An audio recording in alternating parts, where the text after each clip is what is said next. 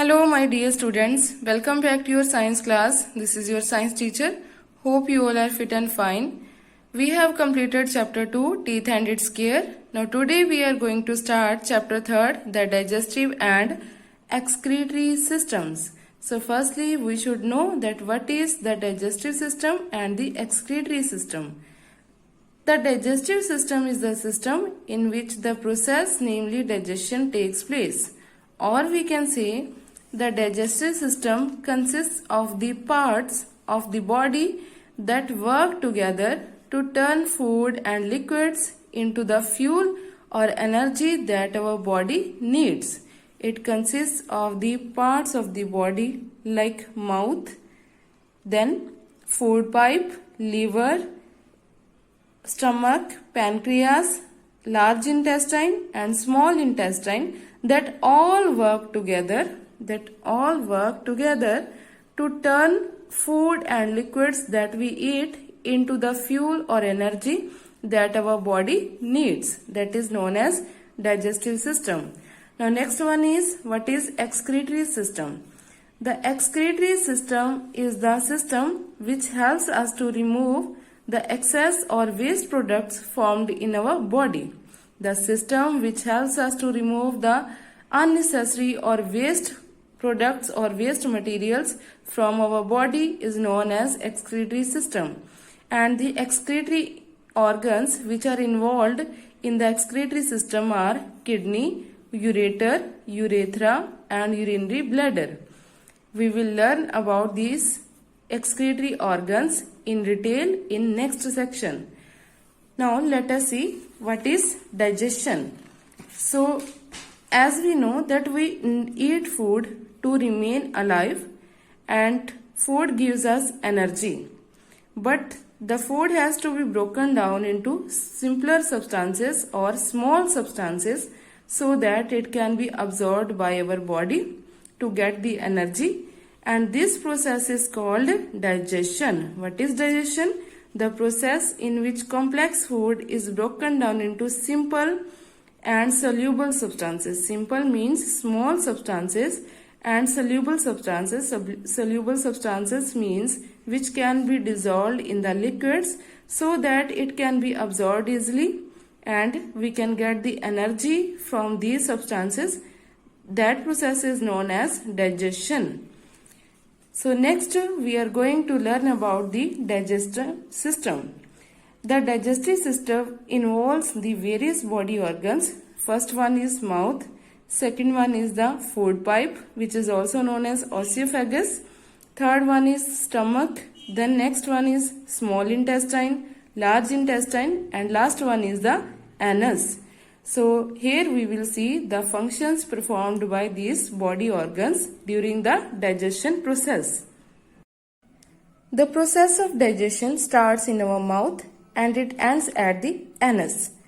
Firstly, the food that we eat, we place it in our mouth where the mouth performs two functions. Firstly, it helps us to chew the food and secondly, it helps in the digestion of starch. How mouth performs these two functions?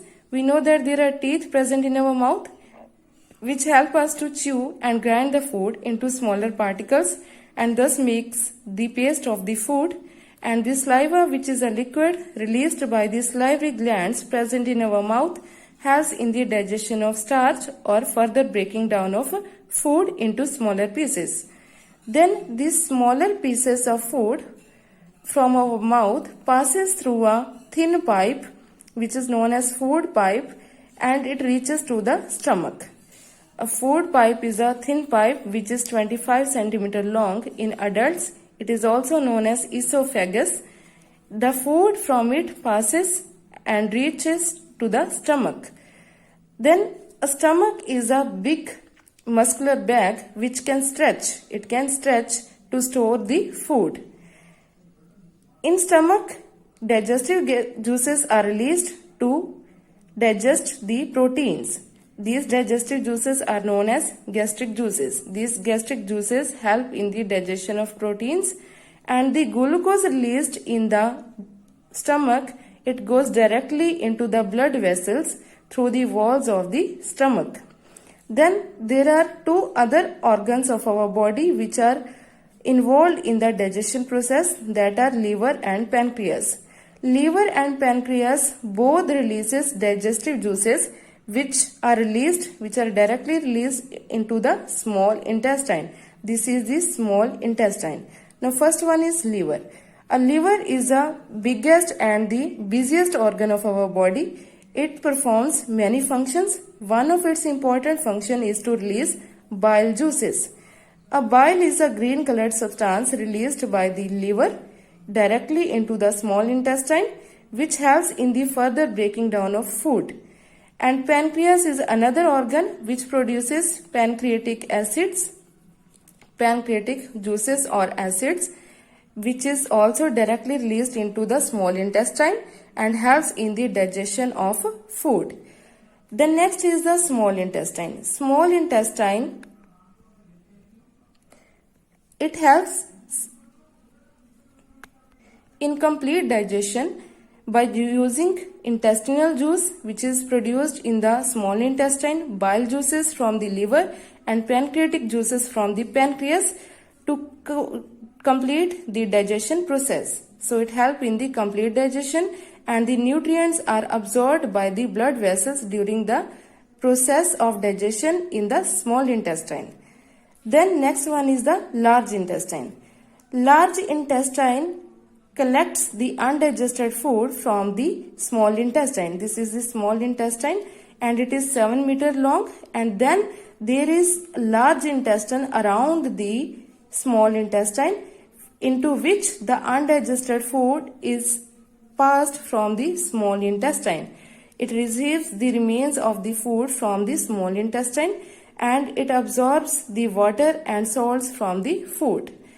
Then the remains from the large intestine or the small food particles in the form of paste passes into the large intestine and reaches the rectum. Rectum is a 12 centimeter long tube present at the end of the large intestine in which the undigested food gets collected and we feel the need to go to the toilet. And after that, at the last, there is a small opening at the end of the large intestine which is known as anus. The solid waste materials are thrown out of the body through the anus.